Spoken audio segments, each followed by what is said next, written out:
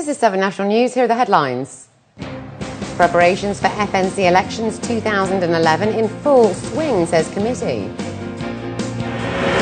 UAE leads IT security in the region. And plane crash in Russia kills 44.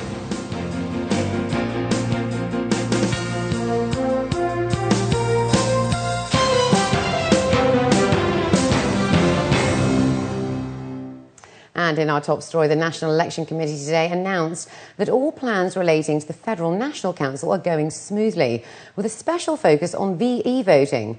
Today's press conference was attended by His Excellency Tariq Hilal Luta, the Undersecretary of the Ministry of State for Federal and National Council Affairs, along with His Excellency Dr. Ali Al Khoury, the Director General of the Emirates Identity Authority, as well as key members of the Election Management Committee.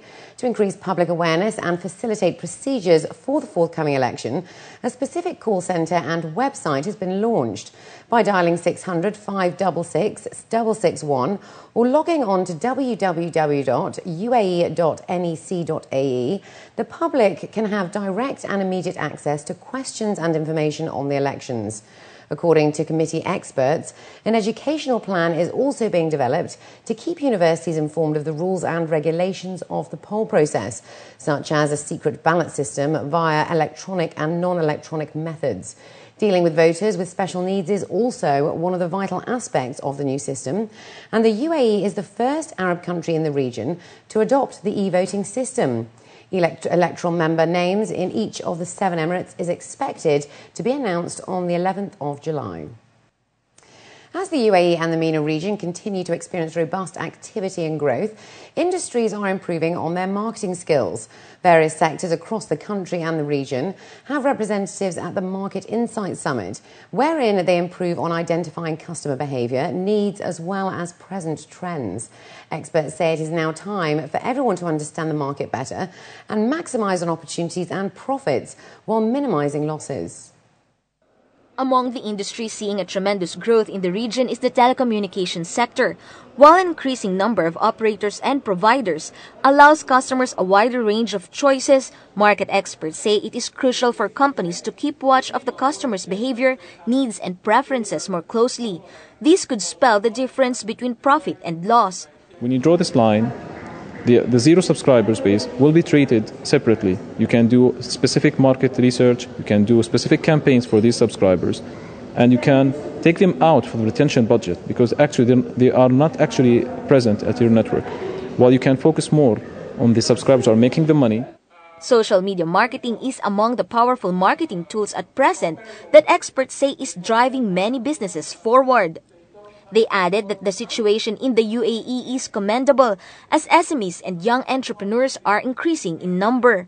And what I find that's very interesting in this market is the take-up by the young people especially. That demographic is very powerful, both in what they think and what they do, and they've changed their way of working to embrace social media, and they use that as one of their key tools for understanding new products or understanding what their trends are or what their friends are doing. And for that reason, it will be essential that everybody in marketing understands that and grasps that and fits it in with all of the other information they have to make their decisions and let the top management make sound decisions based upon the change. Thus, experts say the country is definitely on the right track, especially with the kind of support the government is providing for nationals. The strength of the UAE lies first and foremost with the native population here. They are, compared to other countries, exceedingly well educated. They are broad-minded people in the sense of business, as long as you are sensitive to the culture. And they have a lot to teach other people as well. And I actually see the UAE being something that people in civil services and governments around the world might come to learn. With the ongoing activity around the region, as well as the growing interest in the UAE, as well as the Middle East and GCC countries among investors from around the globe, specialists say the future is looking bright for businesses. As opportunities abound nowadays, industries are encouraged to have a better comprehension of the market through listening closely and responding proactively to consumers. Khadija Sali, 7 National News. Industry experts at the IDC IT Security Roadshow say the UAE has a relatively mature IT industry and is leading in the region. IT experts from various companies across the Emirates attended the last leg of the event in Dubai. Organisers say it provides an effective platform for vendors and users to exchange ideas that will further promote the IT sector's growth in the country. The UAE, as well as locally based companies, invest heavily on the development and security of the IT industry, which experts say contributes largely to the sector's growth. However, while the Emirates is leading the way in IT security, there's still room for improvement as external attacks multiply and security threats become more sophisticated. UAE is definitely quite ahead, but there are obviously areas of improvement in the UAE, across security areas. So in this conference we are covering, the areas such as mobile security, security implications of social media, the use of virtualization and cloud. What implications does it have on IT security? Those emerging areas will require significant focus. These are new areas for most organizations in the UAE, and therefore they need to relook at their IT security strategies and how to address the implications of IT security because of these new emerging technologies. Proceeding from its objectives to regulate the telecommunications sector in the UAE and based on its strategic plan for 2011, aiming at spreading knowledge and awareness regarding laws and regulations in the UAE, the Telecommunications Regulatory Authority launched its awareness campaign in Dragon Mall today, targeting telecommunications equipment traders and suppliers. Commenting on the campaign, Mohammed Nasser Al Ghanim said that the campaign was clear and direct so that it can prevent any misunderstandings on the traders and supplier side. Publications were distributed which included all the required information for the campaign, and in order to tackle the language barrier were prepared in Arabic, English and Chinese. Additionally, traders and suppliers were briefed about the violations and fines emerging in the case of selling telecoms equipment without pre-authorization issued by the TRA.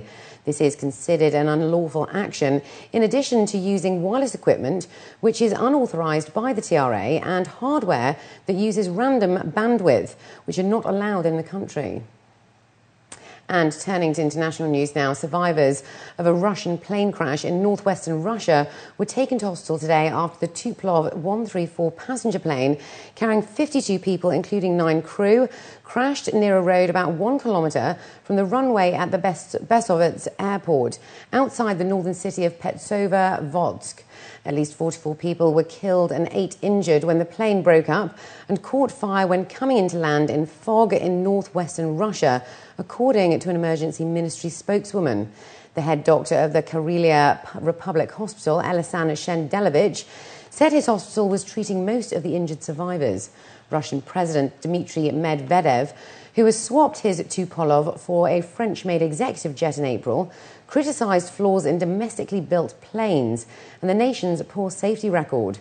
The aircraft's black boxes have now been recovered.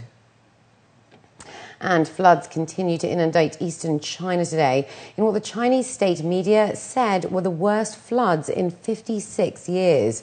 According to Chinese state media, a major dam in Zhejiang began to discharge water into a nearby river this morning after it swelled due to heavy rainfall over the past 2 weeks.